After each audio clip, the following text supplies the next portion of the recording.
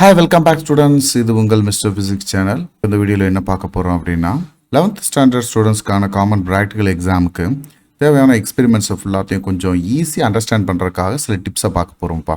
அதில் இந்த வீடியோவில் spring constant of a spring அப்படின்ற ஹெட்டிங் கீழே கொடுத்துருக்கிற ஒரு ஸ்ப்ரிங்குக்கு ஸ்ப்ரிங் கான்ஸ்டன்ட் வேல்யூவை கண்டுபிடிக்க போகிறோம்.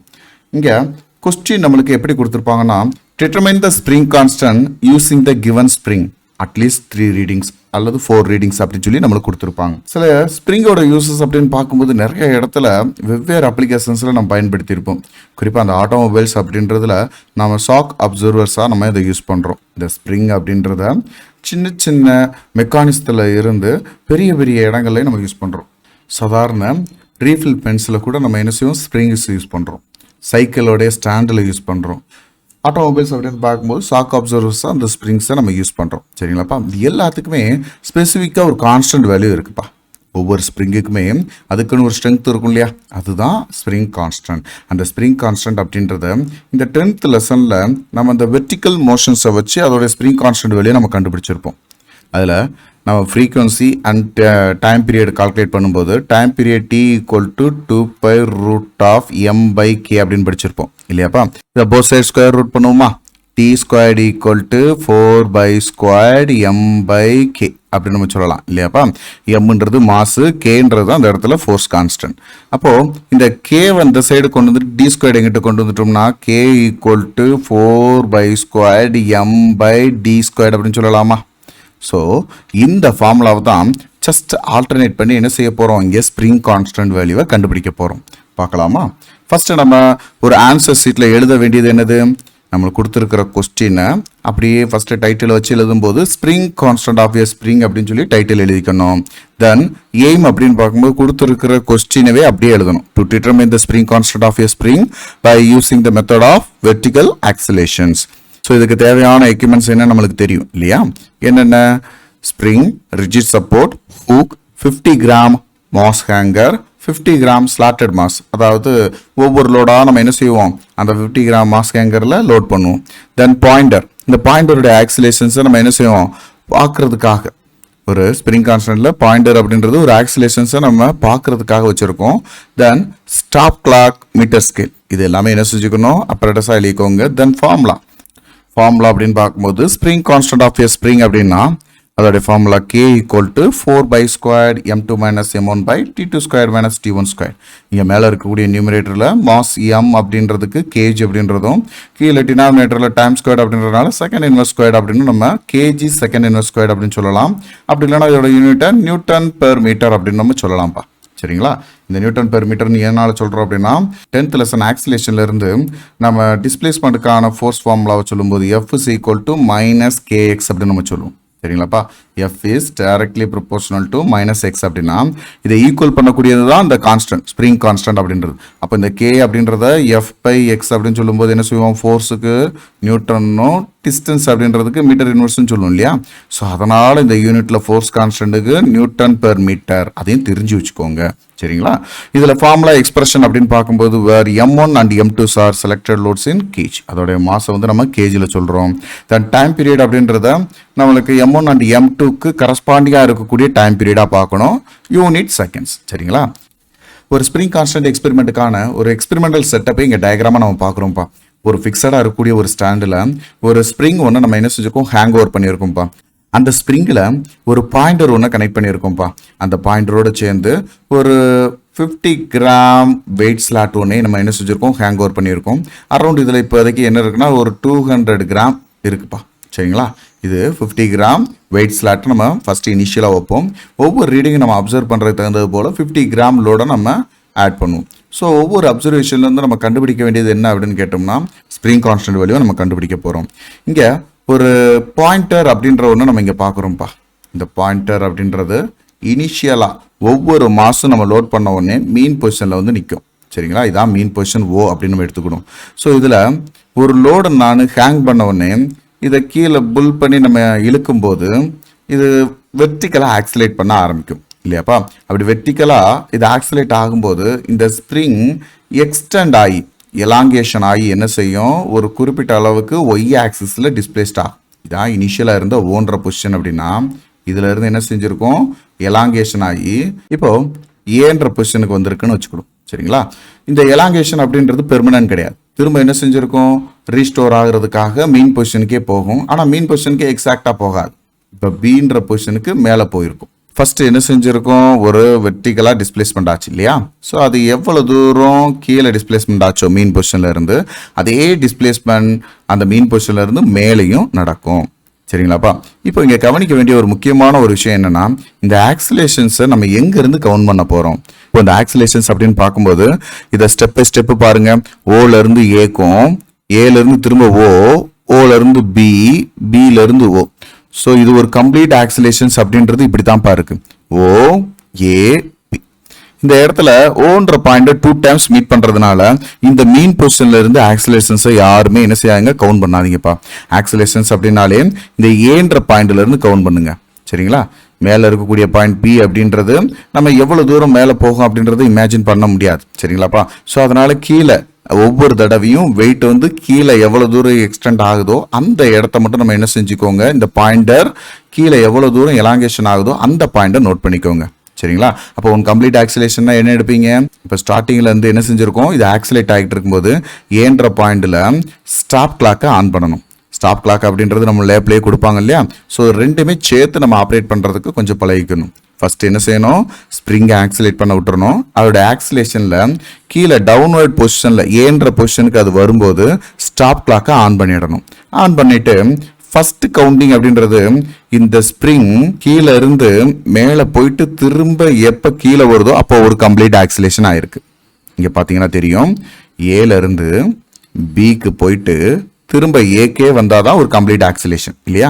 நீங்களே ஜஸ்ட் ட்ரா பண்ணி பாருங்க. இதான் ஏன்ற பொசிஷன் அப்படின்னா ஏன்ற பொசிஷன்ல இருந்து பிக்கு போயிட்டு திரும்ப ஏக்கு வந்தாதான் ஒரு கம்ப்ளீட் ஆக்சிலேஷன் முடியுது.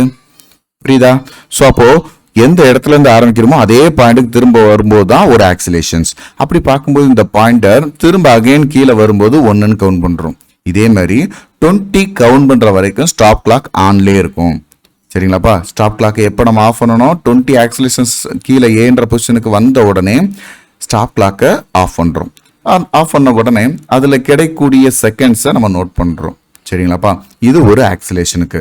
அடுத்த லோடை நம்ம என்ன செய்கிறோம், இன்க்ரீஸ் பண்ணுறோம். அடுத்து ஒரு 50 கிராமை நம்ம இன்செர்ட் பண்ண உடனே 250 கிராமுக்கு இப்போ நம்ம அதே போல் ஃபோர்ஸ் பண்ணி என்ன செய்கிறோம், ஃபுல் பண்ணி இழுக்கும்போது இப்போ பாயிண்டோட ஆக்சிலேஷன்ஸுக்கு இதே போல் 20 ஆக்சிலேஷன்ஸுக்கு நம்ம கவுண்ட் பண்ண போகிறோம். இதை தான் நம்ம ரிப்பீட்டடாக அப்சர்வேஷன் டேபிளில் பார்க்க போகிறோம்.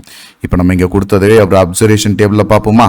இப்போ இந்த எக்ஸ்பெரிமெண்ட்டோட அப்சர்வேஷனில் நம்ம என்ன செய்கிறோம் அப்படின்னா, மாஸ் ஹேங்கரில் இந்த வெயிட் ஹேங்கர் இருக்குல்லப்பா, அதில் 50 கிராம்ஸ் ஸ்லாட்டடில் நம்ம என்ன செய்கிறோம், ஒவ்வொரு 50 கிராம் லோடு நம்மளுக்கு இன்செர்ட் பண்ணும்போதும் அதில் 20 ஆக்சிலேஷன்ஸ்க்கு டைம் இன்டர்வல் நம்ம பார்க்க போகிறோம். சரிங்களாப்பா? ஃபர்ஸ்ட்டு சீரியல் நம்பர் 1ல இருந்து நான் 5 வரைக்கும் ரீடிங் எடுத்திருக்கேன். நம்மளுக்கு கொஸ்டினில் 3 ரீடிங்ஸ் கேட்டால் 3 ரீடிங்ஸ் எழுதலாம், அல்லது உங்களுக்கு எவ்வளோ விருப்பமோ அத்தனை ரீடிங் எடுக்கலாம். சரிங்களாப்பா? அது ஒன்றும் பிரச்சனை இல்லை.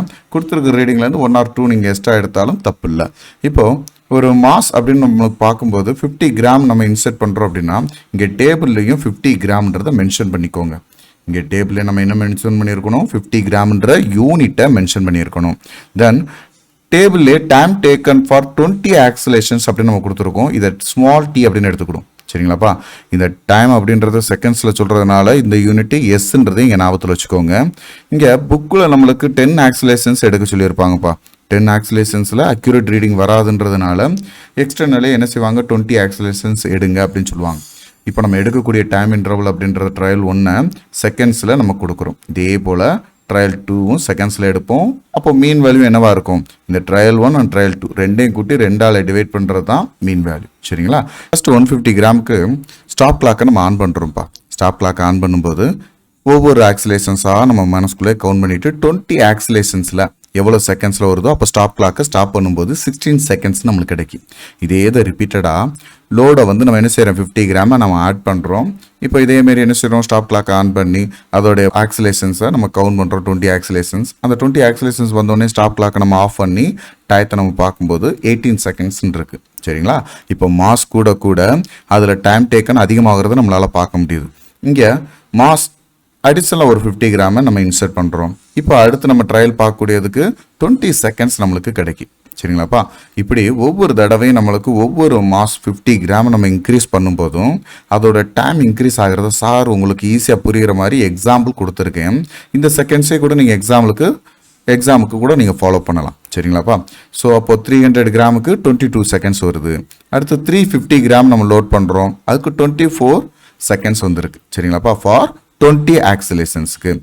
தென் ட்ரையல் 2 அப்படின்றது அப்படியே டிசெண்டிங் ஆர்டரில் போகணும். டிசெண்டிங் ஆர்டர்லாம் என்ன அர்த்தம்? ஒவ்வொரு வெயிட்டாக நம்ம இன்க்ரீஸ் பண்ணிகிட்டே வந்து ட்ரையல் 1. இப்போ ட்ரையல் 2 அப்படின்றதுல ஒவ்வொரு வெயிட்டாக ஹேங்கர்லேருந்து என்ன செய்யறோம், ரிமூவ் பண்ண போகிறோம். இப்போ லாஸ்ட்டாக இருக்கக்கூடிய இந்த 350 கிராமுக்கே 1 செகண்ட் ட்ரையல் பார்க்கும்போது ட்ரையல் 2ல சேம் கிட்டத்தட்ட அதே தான்ப்பா வருது. இப்போ அதுக்கு அடுத்ததான் ஹேங்கர்லேருந்து ஒரு 50 கிராமாக நம்ம ரிமூவ் பண்ணுறோம். அப்படி ரிமூவ் பண்ணும்போது இப்போ நம்ம இதேமாரி 20 ஆக்சிலேஷன்ஸுக்கு பார்க்கும்போது இப்போ என்ன செஞ்சுருக்கோம், டைம் குறைஞ்சிருக்கும். எப்படி ட்ரையல் 1ல இருக்கிற போலவே இப்போ ட்ரையல் 2லையும் அதே மாரி தான் மோஸ்ட்லி வரும். சரிங்களாப்பா. தென் அகைன் 50 கிராம் நம்ம திரும்ப ரிமூவ் பண்ணுறோம் அப்படின்னா இப்போயும் ட்ரையல் 1ல இருக்கிறது போலவே ரீடிங் கிடைக்கும். தென் அகைன் 50 கிராம் ரிமூவ் பண்ணுறோம், சேம் ட்ரையல் 1ல இருக்கிற ரீடிங்கே ட்ரையல் 2க்கும் கிடைக்கும். தென் 150 கிராமுக்கு ட்ரையல் 1ல வர்ற அதே ரீடிங்கே ட்ரையல் 2க்கும் நம்மளுக்கு மோஸ்ட்லி எக்ஸாக்ட்லி கிடைக்கும்ப்பா. சரிங்களா. ஸோ இப்போ ரெண்டுலுமே ஈக்குவலாக இருக்கிறதுனால மீன் வேல்யூ அப்படின்றத நம்ம எப்படி பார்ப்போம், ரெண்டையும் கூட்டி 2ஆல் டிவைட் பண்ணுவோம் இல்லையா. அப்போ 16 + 16/2 அப்படின்னு பார்க்கும்போது 32/2 அப்படின்னு பார்க்கணும்னா 16 தான் வரும். ஸோ அப்போ மீன் வேல்யூ பார்க்குறது நம்மளுக்கு ஈஸி தான். அப்போ ட்ரையல் 1 ட்ரையல் 2ல சேமாக இருந்துச்சுன்னா மீன் வேல்யூ அப்படியே காப்பி பண்ணி போட்டுடலாம் இல்லையா. தென் பீரியட் ஆஃப் ஆக்சிலேஷன்ஸ் அப்படின்னு பார்க்கும்போது இது வரைக்கும் நம்ம பார்த்தோம் 20 ஆக்சிலேஷன்ஸ் இல்லையா. நம்ம இப்போ பெர் ஆக்சிலேஷன் ஒரே ஒரு ஆக்சிலேஷன்ஸ் பார்க்கறதுக்கு இந்த டேபிளில் T/20 அப்படின்னு பார்க்கும்போது 16 divided by 20 அப்படின்னு பார்த்தா 0.8. Then 18 divided by 20 0.9. 20 divided by 20 1. 22 divided by 20 1.1. 24 divided by 20 1.2. சரிங்களாப்பா. இதே போல ஒவ்வொன்றுக்கும் நம்ம டி வேல்யூ கண்டுபிடிச்சாச்சு. தென் இதை என்ன செய்யணும், அப்படியே ஸ்கொயர் பண்ணணும். ஸ்கொயர் பண்ணுறதுக்கு என்ன செய்யறோம், இந்த 0.8 இருக்கு இல்லையா, இந்த 0.8 into 0.8 அப்படின்றது தான் இந்த இடத்துல டி ஸ்கொயர் 0.64. இதே போல ஒவ்வொரு ரீடிங்க்கு நம்ம என்ன செய்யணும், ஸ்கொயர் பண்ணி எழுதிடலாமா.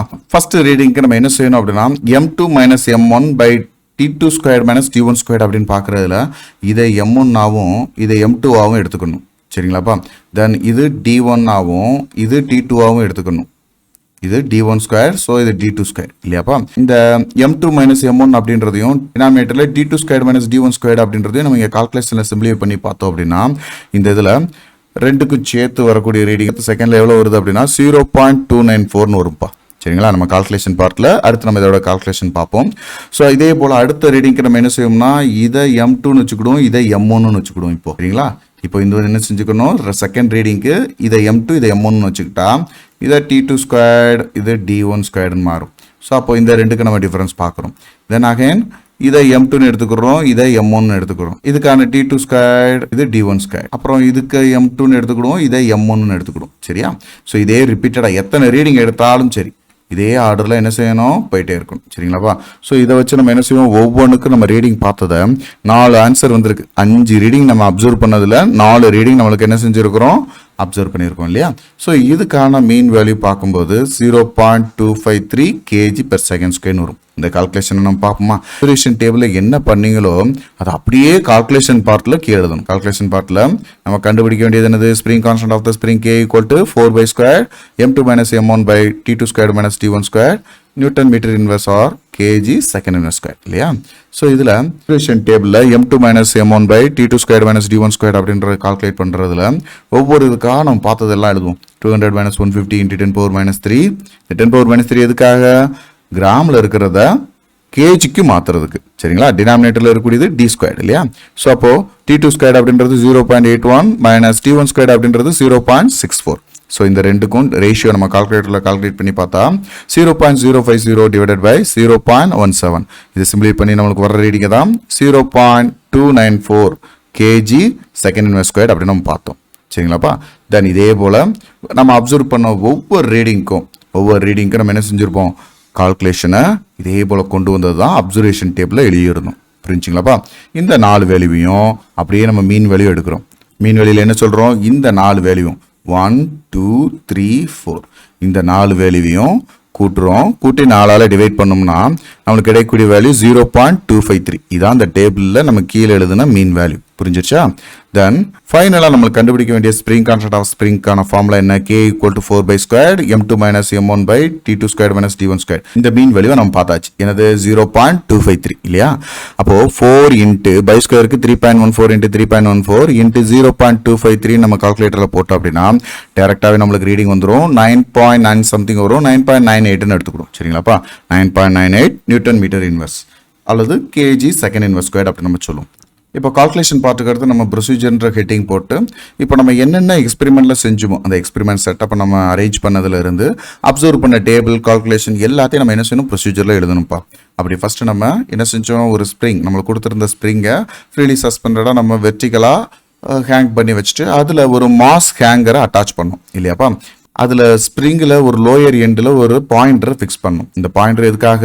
அதோட இக்லிபிரியம் பொசிஷனை ஸ்கேலில் நம்ம பார்க்கறதுக்காக. இப்போது அதில் ஒரு ஃபஸ்ட்டு இனிஷியலாக அப்சர்வ் பண்ணும்போது ஒரு 150 கிராம் மாஸ்லோட என்ன செஞ்சுக்கோம்? ஹேங் பண்ணியிருப்போம்ப்பா. ஸோ இனிஷியலாக ரெஸ்ட்டில் இருக்கும்போது அந்த பாயிண்டர் நோட் பண்ணக்கூடிய பாயிண்ட் இக்லிபிரியம் பொசிஷன். சரிங்களா? ஸோ அதுலேருந்து நம்ம கீழே புல் பண்ணி இழுத்து நம்ம அந்த ஸ்ப்ரிங்கை ஆக்சிலேட் பண்ணுறோம். வெர்டிகல் ஆக்சிலேஷன் பண்ணும்போது அது அந்த இக்லிபிரியம் பொசிஷனை பொறுத்து மேலே எங்கேயும் மூவ் ஆகும். அதாவது மீன் பொசிஷனை பொறுத்து மேலே எங்கேயும் மூவ் ஆகும் இல்லைங்களா? இதுதான் நம்ம இனிஷியலாக பண்ண இந்த அப்சர்வேஷன். இந்த அப்சர்வேஷனில் ஸ்டாப் கிளாக்கை நம்ம ஸ்டார்ட் பண்ணி 20 ஆக்சிலேஷன்ஸ்க்கு நம்ம என்ன செய்வோம்? டைம் பீரியடை நோட் பண்ணுவோம்ப்பா.